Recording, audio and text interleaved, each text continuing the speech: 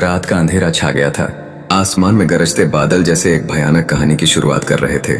तीन दोस्तों राहुल, अमन और रीना की बाइक की आवाज सुनाई दे रही थी जब वे एक सुनसान रास्ते पर अपने साहसिक सफर की ओर बढ़ रहे थे।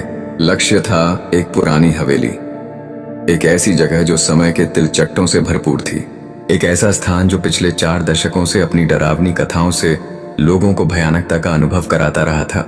राहुल सच्चाई से परे हंसते हुए कह रहा था कि हवेली का कोई वजूद नहीं है, लेकिन अमन की जिज्ञासा ने उस रात को और भयानक बना दिया। रीना की आंखों में डर की चमक थी, लेकिन उसकी चुप्पी ने नकारात्मकता का एक साया फैला दिया। जब बाइक टूटे फूटे रास्ते पर रुकी तो दोस्तों ने देखा कि सामने वही भूतिया हवेली खड़ी थी जहां से हवा की डरावनी आह सुनाई दी। उस अंधेरे में उन्होंने वह कदम उठाने का निर्णय लिया जो उनकी किस्मत को हमेशा के लिए बदलने वाला था। अंदर का दृश्य ने सभी को स्तब्ध कर दिया। दीवारों पर जाल, टूटी हुई कुर्सियां और झूमर की हल्की हरकत, जैसे वे भी इस खौफनाक रात का हिस्सा बन गए हों। अचानक अमन ने चलने की आवाज सुनी, जिससे उनके दिलों की धड़कनें तेज हो गईं। जैसे ही वे डर से कांप उठे, एक औरत की धीमी हंसी अचानक सुनाई दी। रीना ने डरते हुए कहा कि वह यहाँ से भागना चाहती है, लेकिन राहुल का साहस उन्हें ऊपर की ओर ले गया। यह सब तब और भयावह हो गया जब उन्हें आईने में एक अज्ञात चेहरे की परछाई दिखाई दी।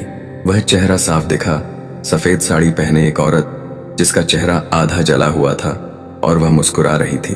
दरवाजा अचानक बंद हुआ और अंधेरे में उनकी परछाई ने उन्हें पकड़ने की कोशिश की।